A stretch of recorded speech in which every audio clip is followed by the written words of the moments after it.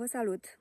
Am tot discutat în ultimele videouri despre metale grele, substanțe radioactive, cloruri, erbicide, pesticide, nitrați și altele din categoria tot ce se regăsește în legumele și fructele noastre și în apa potabilă, substanțe radioactive, cred că am menționat, paraziți și faptul că aceștia se simt foarte bine în acest mediu plin de chimicale, euri consumate chiar acum 10, 15, 20, 30 de ani în urmă, chimicale la care am fost expuși de când ne-am născut pe acest pământ. Și am primit un comentariu, cred că, în care cineva foarte, foarte supărată mi-a spus că cum creez eu panica aceasta printre oameni.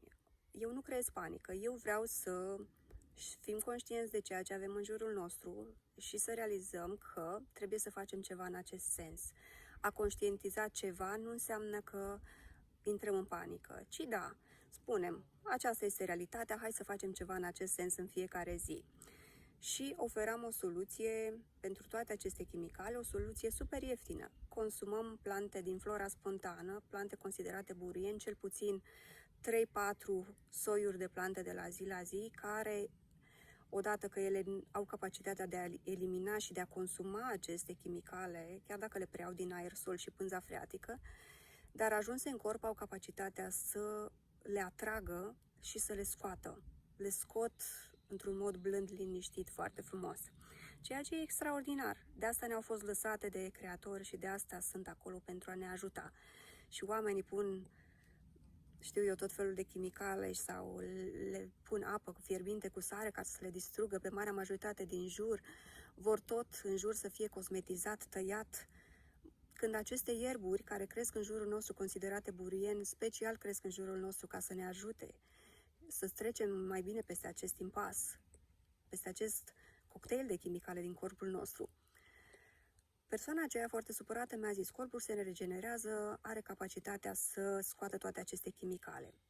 Nu neg faptul că corpul, celulele se regenerează, sângele se regenerează și toate organele se regenerează odată la o perioadă sau sângele se regenerează și celulele odată pe an sau de mai mult de 2 ori pe an, am înțeles, din ultimele studii așa și cercetări pe corpul uman.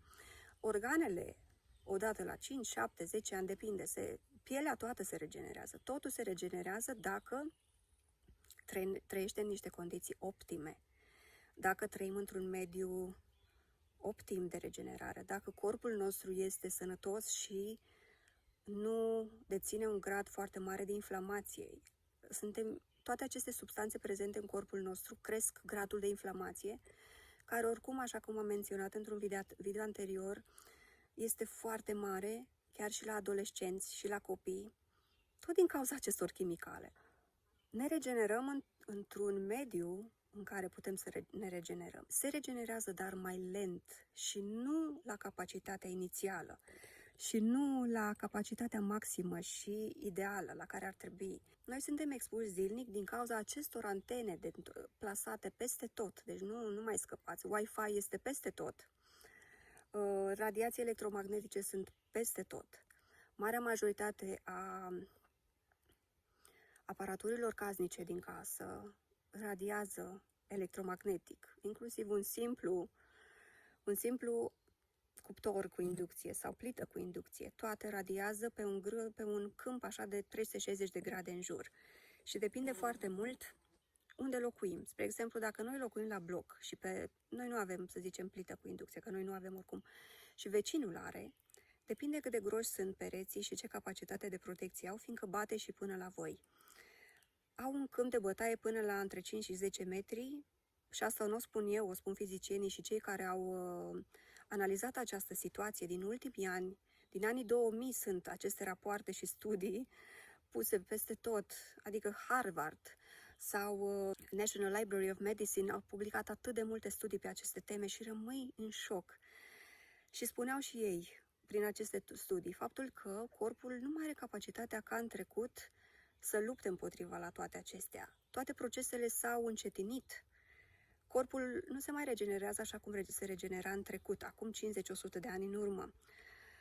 Totul este mai încetinit și tocmai de asta și procentul de inflamație din corp este foarte mare la o vârstă fragedă. Dacă înainte se începea procesul de îmbătrânire, care mi se părea și atunci prematur, undeva la 30 de ani, acum știți cât de multe studii subliniază faptul că începe la 20 de ani procesul de îmbătrânire? Este enorm, nici măcar n-ai ajuns și tu să ieși din adolescență și gata. Intri în procesul de îmbătrânire. De ce? Fiindcă procentul de inflamație este foarte mare în corp. Și toate lucrurile în care trăim, toate lucrurile acestea ce le-am amintit, grăbesc inflamația din corp, o măresc, afectează foarte mult celulele și structura celulelor și echilibrul celulelor și echilibrul dintre celulele roșii și albe. Și este o nebunie. Mă mir că mai existăm, că mai suntem și că mai putem funcționa. Și de asta spuneam și în alte videouri că marea majoritate, de fapt nu marea majoritate, toți suferim de ceva. Indiferent dacă avem o boală autoimună, indiferent dacă avem reflux gastric, indiferent dacă avem migrene. Astea nu sunt stări normale, dureri de cap, oboseală, lipsă de energie. Toate acestea indică faptul că avem o cantitate foarte mare din tot ce am amintit mai devreme și că suntem expuși la un grad foarte mare de radiații electromagnetice.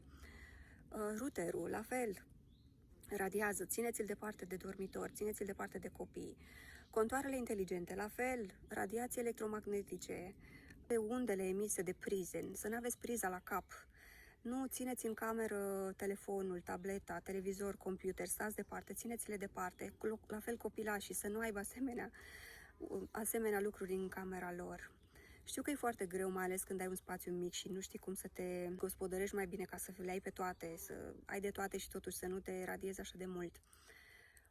Dar nici să intrăm cu capul în nisip să spunem, bun, toate aceste lucruri le îngrămădim în casă, dar nu ne afectează cu nimic. Sau faptul că peste tot este Wi-Fi, ce bine, ce convenient. Nu spun că nu este convenient, că pot lucra de oriunde și nu am nicio problemă, nu trebuie să mă conectez la nimic. Dar toate acestea ne afectează și nu trebuie să negăm lucrul acesta, trebuie să facem ceva pentru a ne proteja.